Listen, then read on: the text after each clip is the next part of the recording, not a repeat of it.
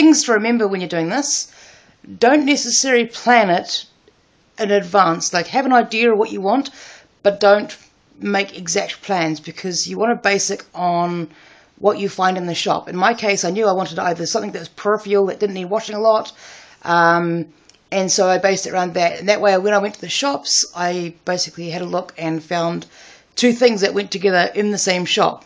So in my case, I found these, and they have a little button here which give blinky lights. So classic reindeer, cheap as chips. What I was looking for was low lights, because I don't want really big lumps of light sticking out, so they're quite small and thin.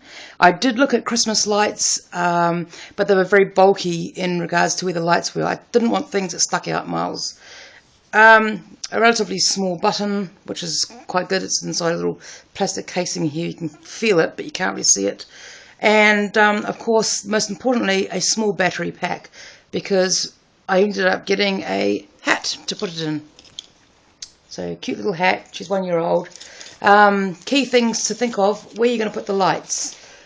If you're going to sew things in, then you need to have a way of attaching the lights to that product. In this case, this has a lining, so I'll just unpick the seam here, make a hole in the outer, and then poke it through the hole, and then sew that seam, that lining back in, and that will hold it in. So it will hold it in place without me having to do too much major sewing, gluing, or whatever else. So when you're putting lights into anything, you need to think of how you're going to attach it to that object, where your wires are going to run, and the wires and battery and switch are pretty much a basic circuit that you learned in high school. So first of all, I need to pull this apart. I can feel inside that basically it's 3 lights each side with a wire running up and down it, and some bits of plastic to make it stick hard. So here's the side of it, and I've cut the side open. You have to be very careful, because as you can see in this case, the wires just creep right up to the edge there where I was cutting, so I almost cut them. Inside I can see we've got bits of plastic here which are stiffening things up, and pretty much the basic light bulb with some wires, and that's pretty much all we want, is these wires and the bulb. So I'm just going to open that right up and take them out. So here we have, there's your plastic lining that was strengthening things.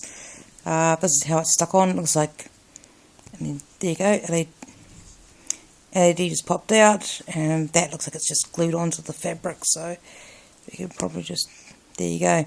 That's our wire, so we'll pop those the next ones out, and pull the glue off. Because this is felt, it's relatively easy. That's a bit difficult when you're doing it one-handed. Pop that out. You can use rivets like this if you want to in your own fabric. The rivets around here. But you don't really necessarily need to, as long as you've got a bit of a seam so the fabric doesn't rip. You can, in fact, you can even leave these under the fabric, and they should shine through the fabric itself, and that saves you having to have them stick out of the fabric at all. So then this all goes into here, and this case here is pretty much your switch and your batteries. So that's the bulkiest part, and I may even be able to pull that apart and make my own switch. So yeah, so now I just need to take the other side off and undo those.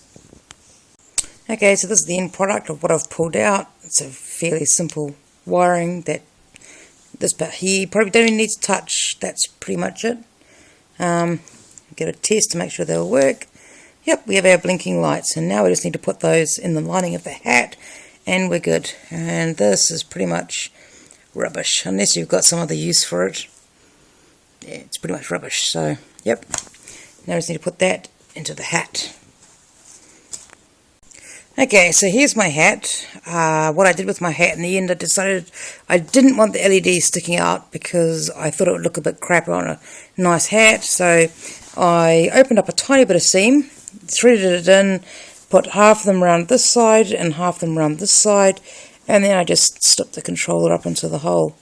So now you can basically just feel the controller through there, push your buttons, and then your hat blinks. So you can still see the LEDs quite nicely through the hat, which is quite good, without it being, I have to move that one down, I think it's a little bit high. But it still gives the same effect of cool blinky lights in a hat. You can't actually see where they are, which is good. And the controller's under the bow. So I'm just going to sew those in place and then cover up my hole and I'm done. Okay, so half an hour later, maximum, I inserted my stuff, I weaved my lights around. I decided to sew my controller, you can't really see it very well, but at the top, so that when you tap the top, your lights work. So there we goes. All the lights working. Blinky lights.